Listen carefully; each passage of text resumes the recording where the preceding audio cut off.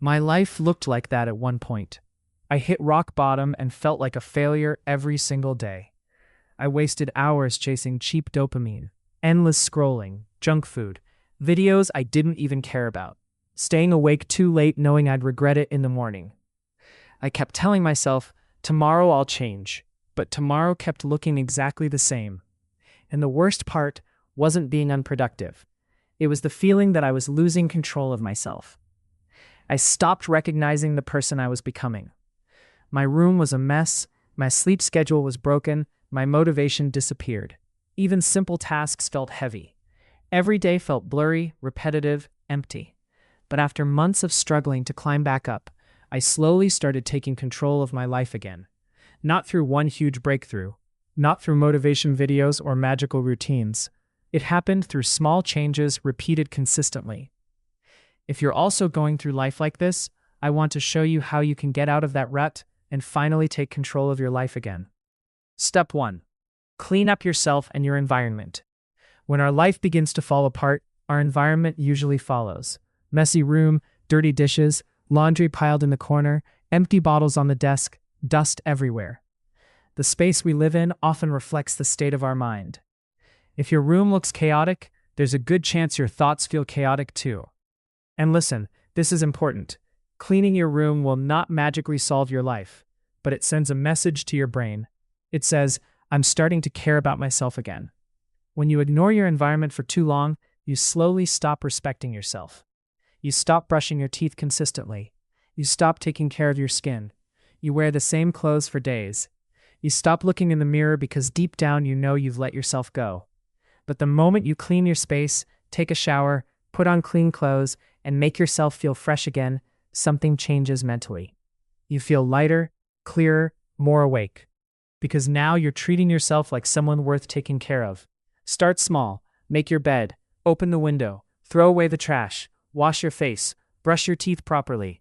Take a cold or warm shower and reset yourself. You don't need to become perfect overnight. You just need to stop abandoning yourself. Step 2. Figure out who you want to become. Most people drift through life without direction. They wake up, check their phone, waste time, sleep, repeat. Not because they're lazy, but because they have no vision pulling them forward. When you don't know who you want to become, distractions become your lifestyle. Entertainment becomes your escape. That's why you need a clear identity. Ask yourself this question. Who is the person I actually want to become? What does that version of you look like?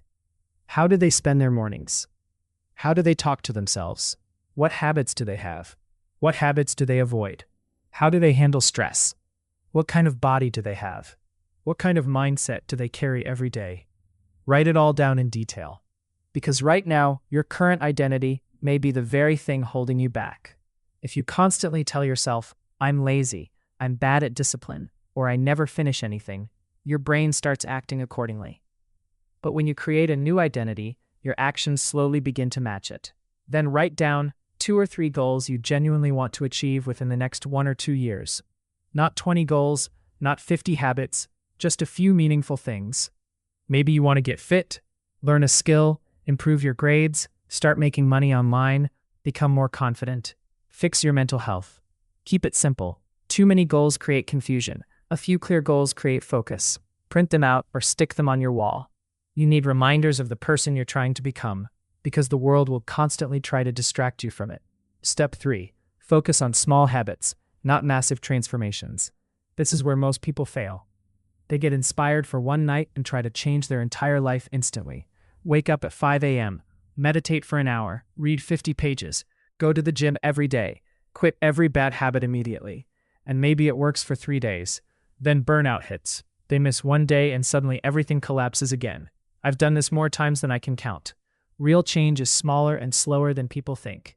Instead of trying to rebuild your whole life in 1 week, ask yourself, what is the smallest habit I can start today? If you want to become healthier, start drinking more water every morning. If you want to become productive, wake up just 20 minutes earlier. If you want to read more, read 1 page before bed. If you want to stop wasting time online, put your phone in another room for 30 minutes. Small habits feel almost too easy. That's exactly why they work. Consistency matters more than intensity.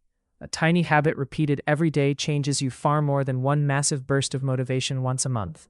And over time, those small habits become part of your identity. Step 4. Structure your days. An unstructured day is dangerous because when you have no plan, your brain automatically chooses what feels easiest in the moment. And usually that means comfort. You tell yourself you'll study later, work out later, start later. But later becomes tomorrow, and tomorrow becomes next month. That's why structure matters. You don't need a military-level schedule. Start by writing down 3 important tasks every day. Only 3. Tasks that move your life forward. Maybe it's go for a run, study for 1 hour, finish a project. When you complete them, check them off physically. That feeling of finishing something matters psychologically. It gives your brain evidence that you are progressing, that you are becoming reliable. And the more promises you keep to yourself, the more confidence you build internally. Because confidence doesn't come from motivational quotes. It comes from proving to yourself that you can trust your own actions. Step 5. Move your body. Exercise is one of the most powerful antidepressants in the world, not just physically, mentally too. When you stay inactive all day, your energy becomes stagnant. Your mind feels foggy. Your emotions feel heavier. But movement changes your state completely. Even a short walk outside can improve your mood more than sitting in your room for 5 hours overthinking your life. You don't need the perfect gym routine.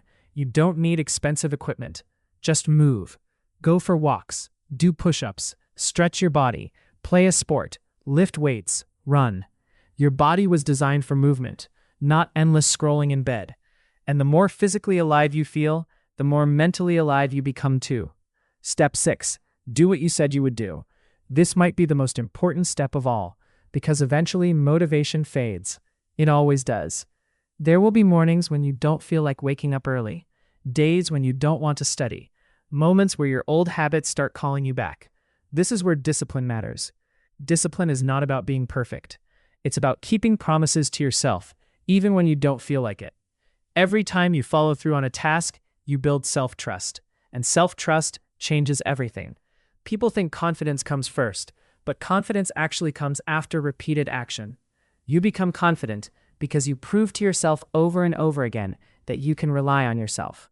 That's why every small win matters. Every workout, every study session, every productive morning, every moment you resist your old habits.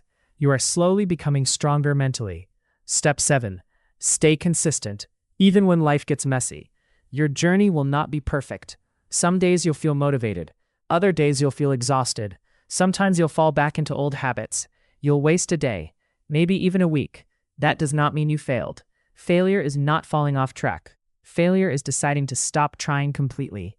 As long as you keep getting back up, you still have a chance to change your life. And honestly, that's what growth really looks like. Not perfection, not constant motivation, just continuing to move forward despite setbacks. You need to understand something.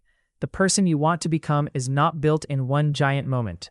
They are built through hundreds of tiny decisions made every single day, choosing to get up instead of giving up, choosing discipline over comfort, choosing growth over excuses, and slowly, almost quietly, your life starts changing. One day you wake up and realize your room is clean, your mind feels calmer, your habits are healthier, your confidence is stronger, you actually respect yourself again. And the beautiful thing is this.